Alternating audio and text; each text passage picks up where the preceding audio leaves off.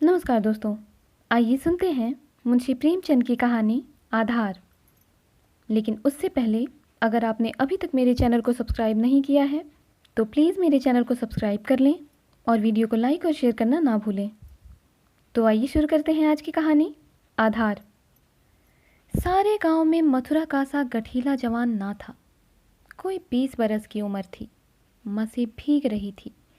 गौएं चराता, दूध पीता, कसरत करता, कुश्ती लड़ता था और सारे दिन बांसुरी बजाता हाट में विचरता था। ब्याह हो गया था पर अभी कोई बाल बच्चा ना था। घर में कई हल की खेती थी।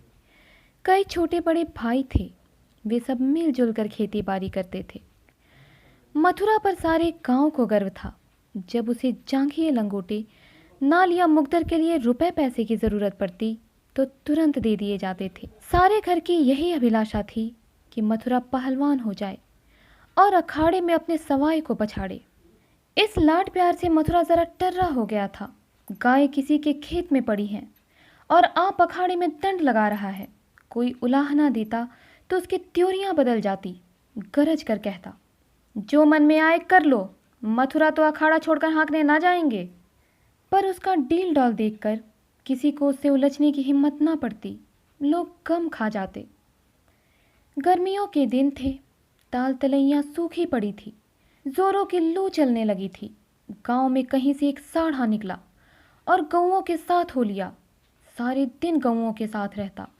रात को बस्ती में घुस आता और खूंटों से बंधे बैलों को सींगों से मारता। कभी किसी की गीली दीवार को सींगों से खोद डालता। घर का कूड़ा सींगों से उड़ाता। कई किसानों ने साग भाजी लगा रखी थी। सारे दिन सींचते सींचते मरते थे। यह साढ़ रात को उन हरे भरे खेतों में पहुंच जाता और खेत का खेत तबाह कर देता।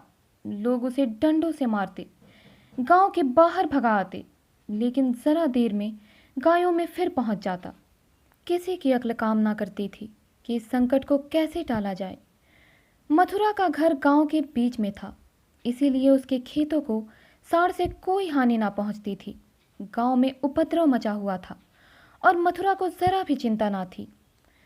आखिर जब धैर्य का अंतिम बंधन टूट गया तो एक दिन लोगों ने जाकर मथुरा को घेरा और बोले, भाई, कहो तो गांव में रहें, कहो तो निकल जाएं। जब खेती ही ना बचेगी तो रहकर क्या करेंगे? तुम्हारी गायों के पीछे हमारा सत्यानाश हुआ जाता है और तुम अपने रंग में मस्त हो। अगर भगवान ने तुम्हें बल दिया है तो इससे दूसरों की रक्षा करनी चाहिए।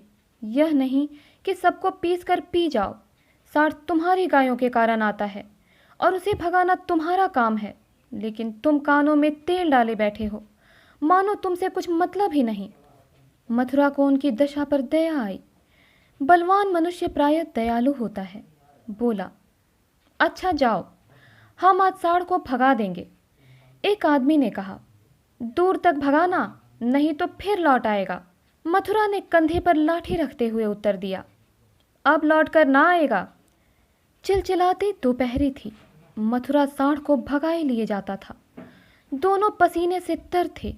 साढ़ बार बार गांव की ओर घूमने की चेष्टा करता, लेकिन मथुरा उसका इरादा ताड़कर दूर ही से उसकी राह छेंक लेता।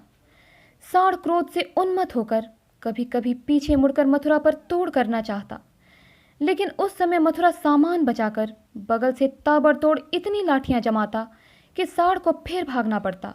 कभी दोनों अरहर के खेतों में दौड़ते, कभी झाड़ियों में। अरहर की खूंटियों से मथुरा के पांव लहूलुहान हो रहे थे। झाड़ियों में धोती फट गई थी, पर उसे इस समय साढ़ का पीछा करने के सिवा और कोई सुध ना थी। गांव पर गांव आते थे और निकल जाते थे। मथुरा ने निश्चय कर लिया कि इसे नदी के पार भगाए बिना दम न लूंगा। उसका कंठ सूख गया था और आंखें लाल हो गई थी। रोम रोम से चिंगारियां निकल रही थी। दम उखड़ गया था, लेकिन वह एक क्षण के लिए भी दम न लेता था। 2-2.5 घंटों के बाद जाकर नदी आई। यहीं हार जीत का फैसला होने वाला था। यहीं से दोनों खिलाड़ियों को अपने दांव पेच के जौहर दिखाने थे। साढ़ सोचता था, अगर नदी में उतर गया तो यह मार ही डालेगा। एक बार जान लड़ाकर लौटने की कोशिश करनी चाहिए। मथुरा सोचता था, अगर वह लौट पड़ा तो इतनी मेहनत व्यर्थ हो जाएगी। और गांव के लोग मेरी हंसी उड़ाएंगे। दोनों अपने अपने घात में थे। सांड ने बहुत चाहा कि तेज दौड़कर आगे निकल जाऊं और वहां से पीछे को फिरूं, पर मथुरा ने उसे मुड़ने का मौका ना दिया। उसकी जान इस वक्त सुई की नोक पर थी। एक हाथ भी चूका और प्राण भी गए। जरा पैर फिसला और फिर उठना नसीब ना होगा। आखिर मनुष्य ने पशु पर विजय पाई। सांड को नदी में घुसने के सिवाय और कोई उपाय न सूझा। मथुरा भी उसके पीछे पीछे नदी में बैठ गया और इतने डंडे लगाए कि उसकी लाठी टूट गई। अब मथुरा को जोरों से प्यास लगी। उसने नदी में मुंह लगा दिया और इस तरह हाँक हाँक कर पीने लगा मानो सारी नदी पी जाएगा। उसे अपने जीवन में कभी पानी इतना अच्छा ना लगा था और न कभी उसने इतना पानी पिया था। मालूम नहीं 5 सेर पी गया या 10 सेर, लेकिन पानी गर्म था। प्यास ना बुझी। जरा देर में फिर नदी में मुंह लगा दिया और इतना पानी पिया कि पेट में सांस लेने की जगह भी ना रही।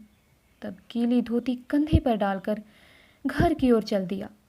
लेकिन 10 की 5 पग चला होगा कि पेट में मीठा मीठा दर्द होने लगा। उसने सोचा, दौड़कर पानी पीने से ऐसा दर्द अक्सर हो जाता है, जरा देर में दूर हो जाएगा। लेकिन दर्द बढ़ने लगा और मथुरा का आगे जाना कठिन हो गया। वह एक पेड़ के नीचे बैठ गया और दर्द से बेचैन होकर जमीन पर लौटने लगा। कभी पेट को दबाता, कभी खड़ा हो जाता, कभी बैठ जाता, पर दर्द बढ़ता ही जाता था।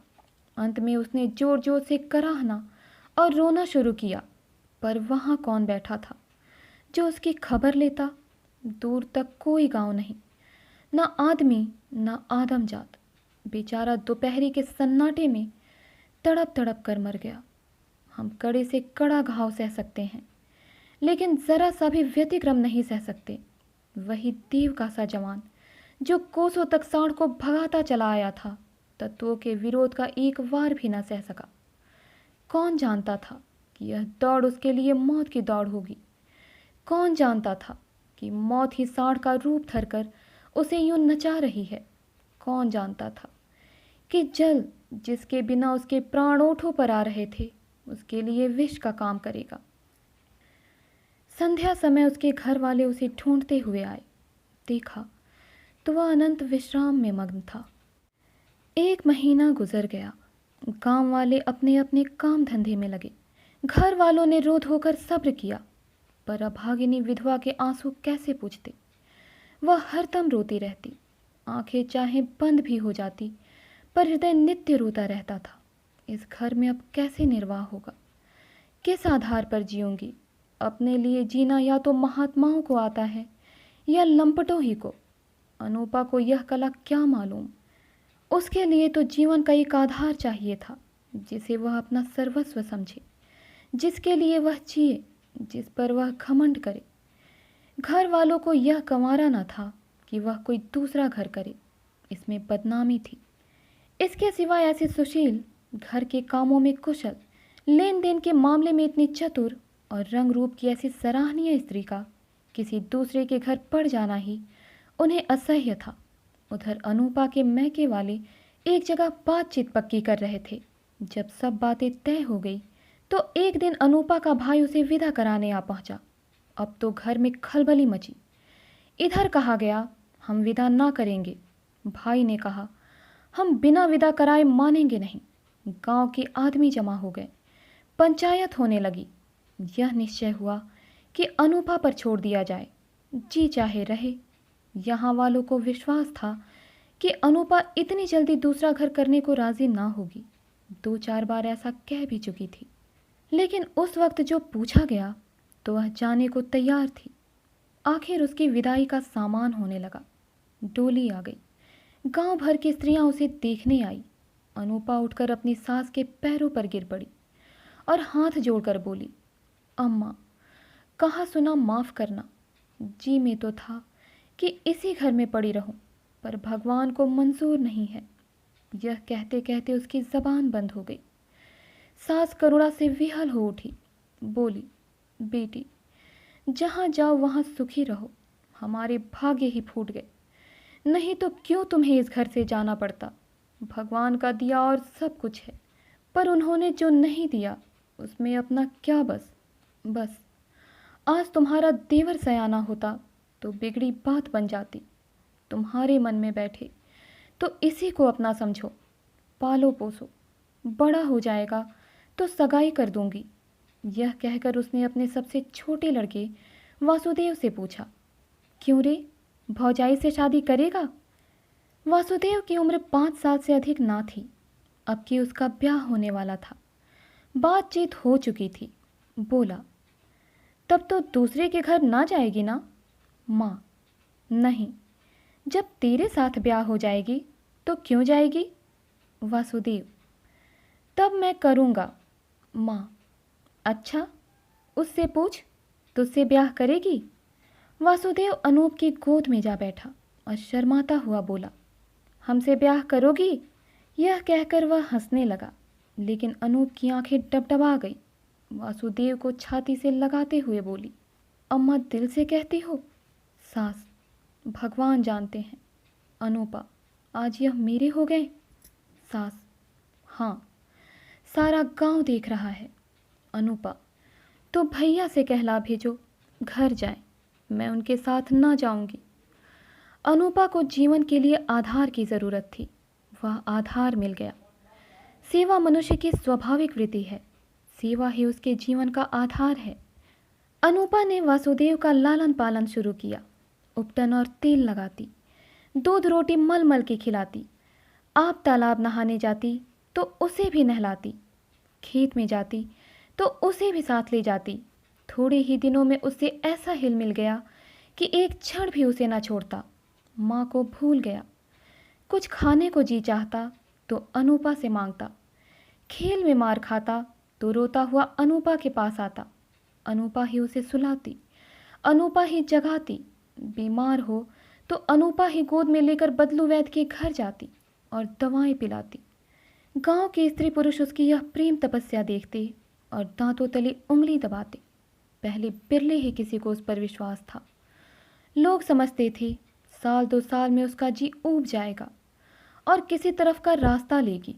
इस दूधमुहे बालक के नाम कब तक बैठी रहेगी? लेकिन यह सारी आशंकाएं निर्मूल निकली। अनूपा को किसी ने अपने व्रत से विचलित होते ना देखा। जिस हृदय में सेवा का स्रोत बह रहा हो, स्वाधीन सेवा का, उसमें वासनाओं के लिए कहाँ स्थान?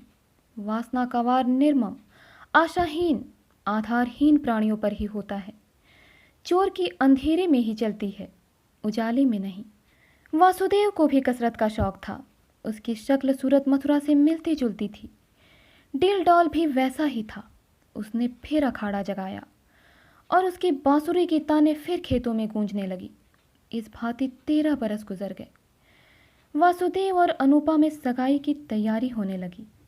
लेकिन अब अनूपा वह अनूपा ना थी जिसने 14 वर्ष पहले वासुदेव को पति भाव से देखा था। अब उस भाव का स्थान मातृभाव ने ले लिया था। इधर कुछ दिनों से वह एक गहरे सोच में डूबी रहती थी। सगाई के दिन ज्यों ज्यों निकट आते थे, उसका दिल बैठा जाता था। अपने जीवन में इतने बड़े परिवर्तन की कल्पना ही से उसका कलेजा दहक उठता था। जिसे बालक की भांति पाला पोसा, उसे पति बनाते हुए लज्जा से उसका मुख लाल हो जाता था। द्वार पर नगाड़ा बज रहा था। बिरादरी के लोग जमा थे। घर में गाना हो रहा था। आज सगाई की तिथि थी। सहसा अनूपा ने जाकर सास से कहा, अम्मा, मैं तो लाज के मारे मरी जा रही हूँ। सास ने भौचक्की होकर पूछा, क्यों बेटी, क्या है? अनूपा, मैं सगाई ना करूँगी। सास, कैसी बात करती है बेटी? सारी तैयारी हो गई, लोग सुनेंगे तो क्या कहेंगे? अनूपा, जो चाहे कहे। जिनके नाम पर 14 वर्ष बैठी रही, उसी के नाम पर अब भी बैठी रहूंगी। मैंने समझा था मर्द के बिना औरत से रहा न जाता होगा। मेरी तो भगवान ने इज्जत आबरू निभा दी। जब नई उम्र के दिन कट गए तो अब कौन चिंता है? वासुदेव की सगाई कोई लड़की खोज कर दो। जैसे अब तक उसे पाला, उसी तरह अब उसके बाल बच्चों को पालूंगी।